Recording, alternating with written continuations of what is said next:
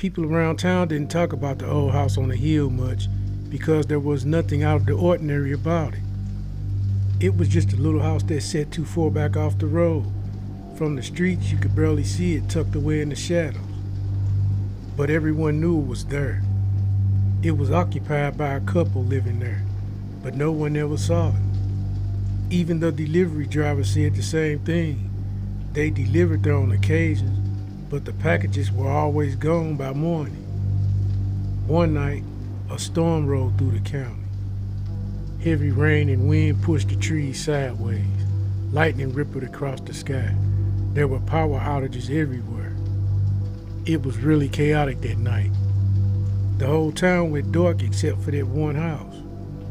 It was like it had its own private power grid. Around midnight, a man named Carter, who lived a few houses down, stepped out to check his generator.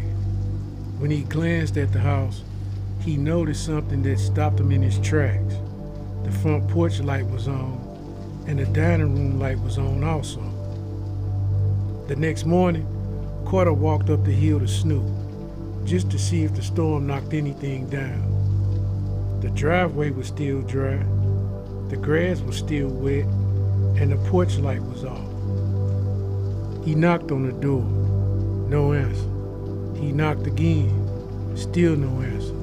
And then, on the third knock, the door slowly creaked open. Carter raised his voice and called out, "Hello?" No one answered.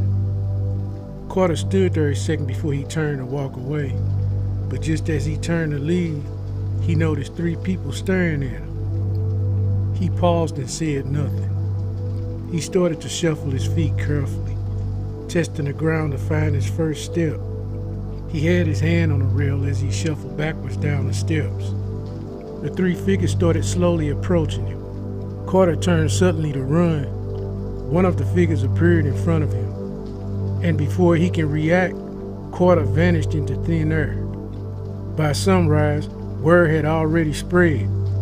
People were whispering about Carter not showing up for work, his truck still parked in the driveway, and his generator left unattended. Later that evening, a few neighbors decided to go and investigate. One grabbed a shotgun. They both headed up to the house. When they arrived, they slowly made their way into the yard.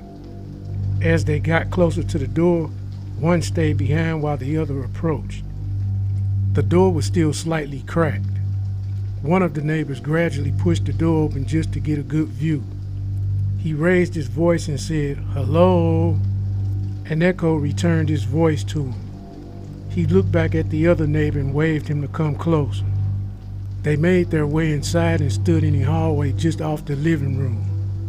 When they looked down, they saw wet footprints leading back to the back of the house. Before they continued, they glanced into the living room and saw no signs of anyone had been there.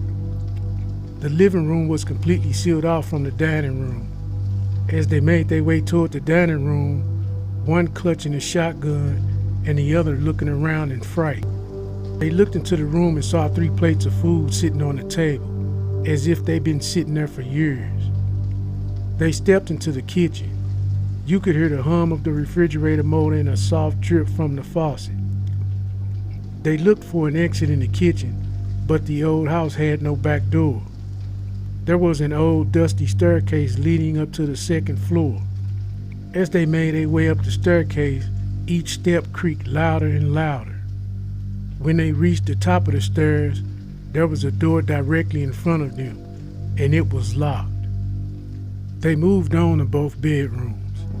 Both rooms looked as though they hadn't been slept in. Beds still made up, dust and cobwebs covering everything. They turned to walk back through the dusty old house. They noticed that the door, which had been locked, was now mysteriously open. They looked at one another in fright. They tried to get out as quickly as possible. They made their way back down the old staircase into the kitchen. As they moved through the hallway, it seemed to stretch longer than it had before. As they got closer to the living room, they heard an eerie sound. He pointed his shotgun toward the direction the eerie sound came from. The door slammed, and he wasn't able to fire his shot. Thank you for listening to another episode of One Voice Mini Stories.